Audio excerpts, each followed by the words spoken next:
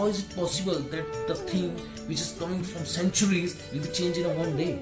Sorry. So what does parent do? They say come. They call their child, they tight their screw, and what they say? Be at home. No need to go to temple. And they just leave the devotional life.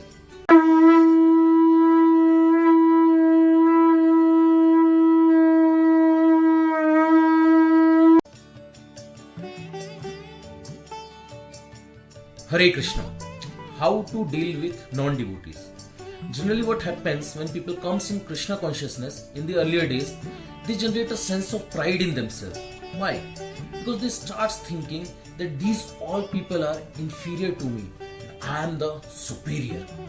This thinking is very dangerous for our devotional life. So this sense of pride makes other people to believe that you are egoistic. And of course, nobody likes egoistic people, nobody wants to hear from egoistic people, and nobody treats good egoistic people. So what happened that when somebody new to this devotional life, in the home, they starts demanding, no, I don't want any onion garlic in the home, I don't want any meat in the home, I want this, I want that, I want everything to be changed. How is it possible that the thing which is coming from centuries will be changed in a one day? Sorry. So what does parent do? They say come. They call their child, they tight their screw, and what they say? Be at home. No need to go to temple. And they just leave the devotional life.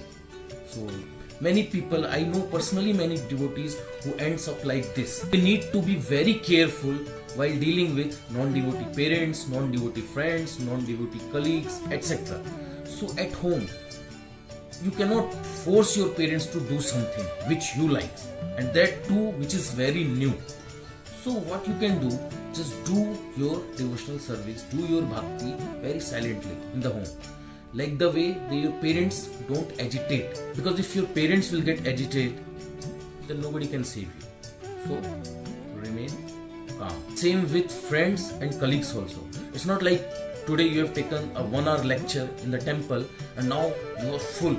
Now you want to release this and you came to your friend or your colleague, now you are speaking all things out. No, if you will speak all things out in a one time, they won't follow you, they won't believe you. So better give them the dose slowly. Because when someone is diseased, what will happen? Doctor give a small doses, then gradually he increases the doses. Why? Because so that it can adapt the body. So that's what we have to do here. We have to give the doses of bhakti, give this transcendental knowledge slowly, not at all in the one time. Don't associate with non-devotees. What does that mean? What people takes out from this, that they starts making distance from their friends, from their family, from their colleagues, etc. And they confine themselves in a box. No, sorry. You have taken the wrong meaning of this, that don't associate with non-devotees. You need not to associate with non-devotees, but you have to give your association to them. Now what does that mean? It means that you need not to hear what they are saying. You have to tell them what you know. What did Srila Prabhupada do?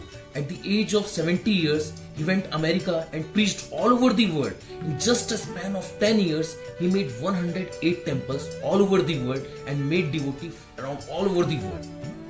Why? Why did he do that? He could also have confined himself in a box and just sitting and chanting Hare Krishna, Krishna Krishna, Hare Hare, Hare Rama, Rama Rama, Hare Hare. But no, he did not do that. He gave this transcendental vibration to all over the world. So don't confine yourself. Give them a transcendental knowledge. Tell them what you have learned, what you know. What does Chaitanya Mahaprabhu has said? He said, Yare dekha tare kaha Krishna Updesh. This is our movement. His Divine Grace, A.C. Bhaktivedanta Srila Prabhupada. What he's saying? He's saying our movement, this International Society of Krishna Consciousness, what does it is for? To confine yourself in a box. No, sorry. This is not what it means to be. We need to preach. We need to preach. Well, just tell what you know. Just say, and you become a guru. That's what Srila Prabhupada has said. Never show off your bhakti to anyone.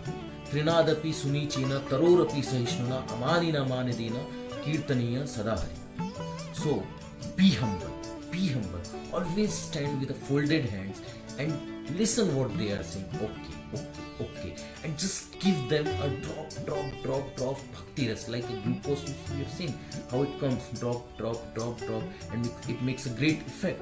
So like that, give a drop of bhakti ras time to time to your non-devotee friend, family, and your colleagues. Please don't behave awkwardly, abnormally, or abruptly with non-devotees. Krishna says in Bhagavad Gita in 12th chapter, 18th and 19th verses. What does Krishna says?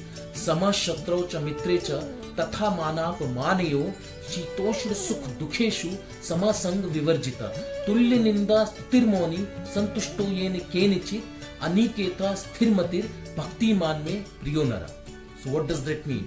Means Krishna is saying who is equal to friends and enemy, who is equipoised in honor, dishonor, heat, cold, happiness, distress, fame, infamy, who's always away from the contaminating association, who's always satisfied and remains silent, who doesn't bother about his residence, who's always in knowledge and always engaged in the devotional service. That person is very dear to me. That's what Krishna is saying. So Krishna is also saying in the Bhagavad Gita, whom does he like? So we have to become like that only.